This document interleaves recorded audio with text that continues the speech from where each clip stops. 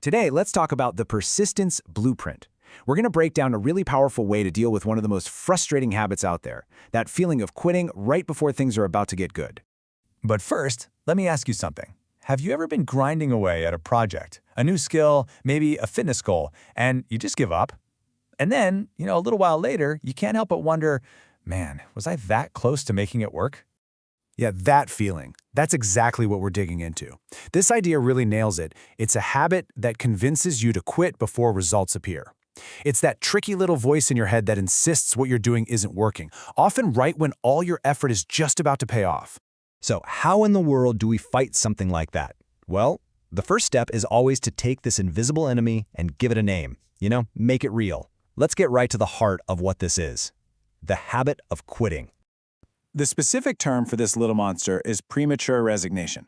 Now, the most important part of this whole definition is that phrase, mental habit. This is huge because it means this isn't some deep character flaw. It's not about you being a failure. It's just a pattern. And you know what's great about patterns? They can be understood and they can absolutely be changed.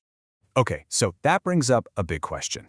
Why is this habit so darn common? I mean, if we know that breakthroughs usually happen right after a big struggle, why do we keep falling into this same trap over and over again? Well, the answer is kind of baked into our psychology.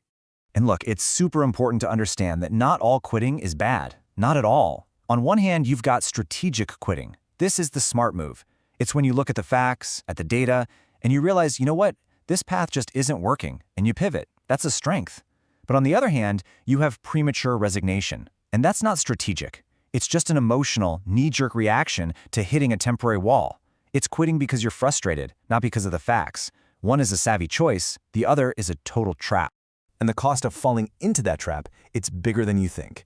It's not just about one goal you didn't finish. It's the ghost of all those skills you never quite mastered, the projects you almost completed, and all those amazing breakthroughs that were literally waiting for you just on the other side of that frustration. But here is the really good news. We don't have to be victims of this habit. So now we get to the solution, the core of what we're talking about today, the persistence blueprint. This is a real, actionable game plan designed to help you push through that tough spot, that dip, and get to the other side. And here it is, it's just 3 simple steps. First, anticipate the dip. This means you go into something knowing that a period of frustration is gonna happen. It's not a sign to stop, it's just a landmark on the map. Second, focus on the process. Forget about the finish line for a second, and just focus on the step you're taking right now. Success isn't the big outcome. Success is showing up today. And third, automate your effort. This is key. You use schedules and routines so you're not always relying on willpower or motivation, which, let's be honest, comes and goes. Okay, a framework is only really useful if we can actually, use it. So let's take this blueprint out of the realm of ideas and see how it works with a real-world goal. Let's use an example that I think pretty much everyone can relate to. That moment of inspiration when you decide you're going to learn something new. Let's say you finally decide you're going to learn how to play the guitar. So here's how the blueprint keeps that guitar from ending up dusty in a closet. First, you anticipate the dip. You expect the sore fingers phase. You know it's coming, that part where every chord buzzes and it feels like you're going nowhere. So when it happens, you're not discouraged. Second, you focus on the process. Your goal isn't to play a perfect song tomorrow, it's just to practice for 15 minutes today. That's the win. And third, you automate it. You decide you're going to practice every single day at 7 p.m., right after dinner. It's just part of the schedule now, no debate. So, what actually happens when you use this system?